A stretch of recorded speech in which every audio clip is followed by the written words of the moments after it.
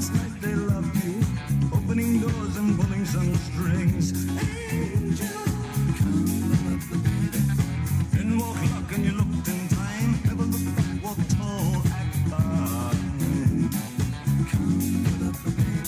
I'll stay with you, baby, for 1,000 years. Nothing's gonna touch you in these golden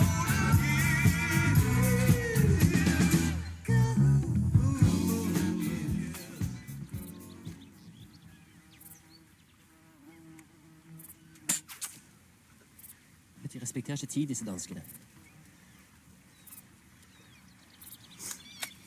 Jeg har aldri likt dansker, jeg. De respekterer ikke tid, vet du. De respekterer ingenting. Det er det du får igjen for å stole på dansker. Vet du hva de kaller Holger danske, eller? Holger kanskje. Jeg tror ikke han kommer. Jeg tror ikke han kommer. Hvem da? Dansken. Dansken? Tror du ikke han kommer? Vet ikke, er det du sitter og snakker om det? Holde danske kommer kanskje, jeg vet da faen jeg. Jeg snakker om danskebåten, jeg. Holger danske holder kanskje. Har blitt så gammel og dårlig ut at folk tror den kan synke når som helst. Det er faen meg helt sjukt, da. Men herregud, han har ikke tenkt å ta danskebåten, han det? Vet du faen jeg? Han må ikke ta danskebåten. Hva er det de holder på med? Jævla dansker, altså.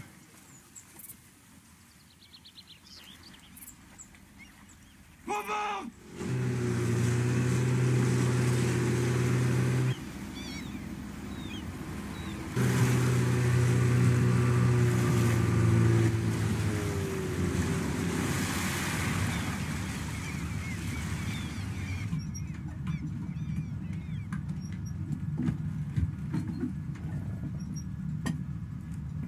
Hvad så, Knold og Tort? Hvor fanden i helvede har I været henne med? Hej med jer. Hvad så, Karl? Du ser sgu lidt syg ud, hva'? Du er mugens. Du er ikke. Skal vi se på varerne? Tak.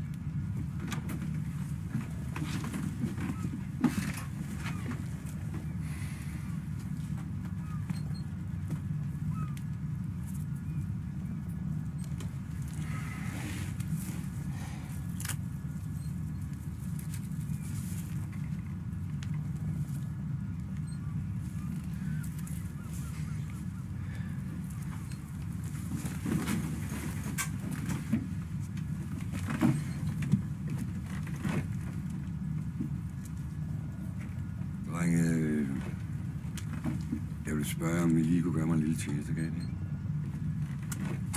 Hvad er det? Lige et øjeblik.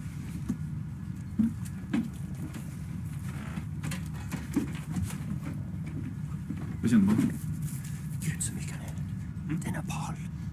Fy faen.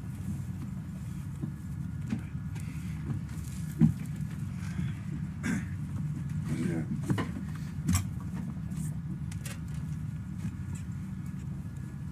Jeg vil høre, om I kan levere de 3 kilo for mig. Ja, altså... Fordi jeg skylder nogle penge sådan til en lidt kedelig fyr. Jeg kan ikke gå i land med en. Hvem er fyr? Ja, jeg er bange for, at en I kender. Per Svartdal.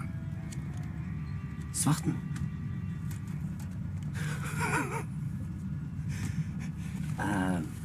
Du skylder penger til Svarten, er det det?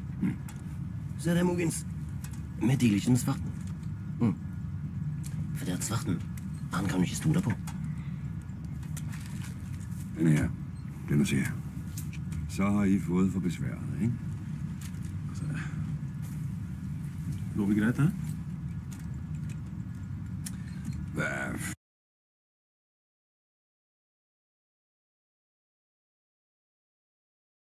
45 kilo, er der for meget for jer, eller? Ja, det går an.